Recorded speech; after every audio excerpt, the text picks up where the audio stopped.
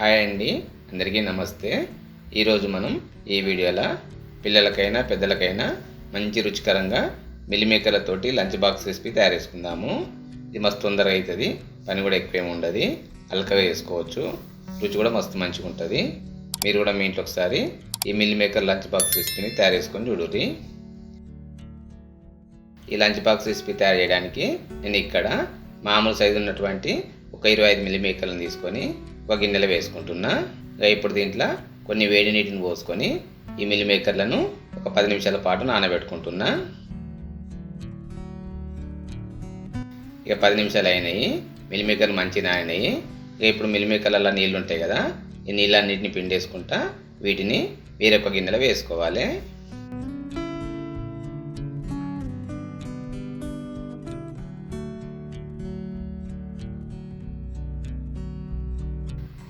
ఇక మిల్లిమేకర్లకి నీళ్ళని తీసేసుకున్నాం కదా.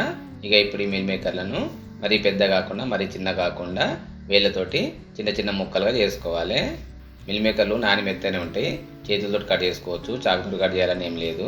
ముక్కలు కూడా బాగా పెద్దగా ఉండద్దు, బాగా చిన్నగా ఉండద్దు, మామూలు సైజులో ఉండాలి.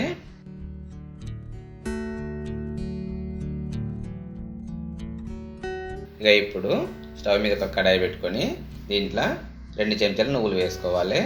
అట్లనే పావు చెంచా జీలకర్ర, ఒక 7-8 మిరియాలను వేసుకొని సన్నం మంట మీద దూరగా వేపుకోవాలి.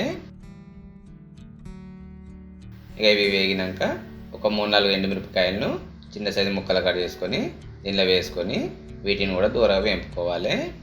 ఇక ఇవి కూడా వేగినాక ఒక పావు కప్పు ఎండు కొబ్బరి ముక్కలను కడాయిలో వేసుకొని వీటిని కూడా దూరగా వేపుకోవాలి. ఇక ఇవన్నీ మంచిగా వేగినాక వీటిని ఒక మిక్సర్ గ్రైండర్లో వేసుకొని మంచిగా మెత్తని పౌడర్లా గ్రైండ్ పట్టుకొని పక్కకు పెట్టుకోవాలి.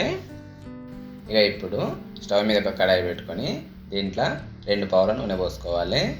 నూనె కొంచెం వేడైనాక పావు చెంచా జీలకర్ర, పావు చెంచా ఆవాలు, చిన్న కట్ చేసుకున్న కొన్ని ఉల్లిపాయ ముక్కలు వేసుకొని ఉల్లిపాయల పచ్చిదనం పోయేదాకా దూరగా వేపుకోవాలి. ఉల్లిపాయలు వేగినాక కొంచెం కరివేపాకు, సగం చెంచా అల్లం పేస్ట్ కూడా వేసుకొని అల్లం పేస్ట్ను కూడా నూనెలో మంచిగా వేగనియాలి. ఇవన్నీ మంచిగా వేగినాక మనం కట్ చేసుకున్న మిల్లిమేకర్లను కూడా వేసుకొని మిల్లిమేకర్లను కూడా నూనెలో మంచిగా వేపుకోవాలి. ఈ మిల్లిమేకర్లు వేగినాయి కదా, ఇప్పుడు దీంట్లో మనం గ్రైండ్ పట్టుకున్న కారం పొడి కూడా వేసుకోవాలి.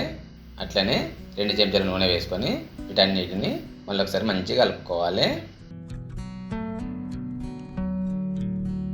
ఇవన్నిటిని మంచిగా కలుపుకున్నాక దీంట్లో రుచికి సరిపడినంత ఉప్పు, సగం చెంచా ధనియాల పొడి, కొంచెం పుల్ల ఉండడానికి ఆమ్చూర్ పౌడర్ వేసుకోవాలి.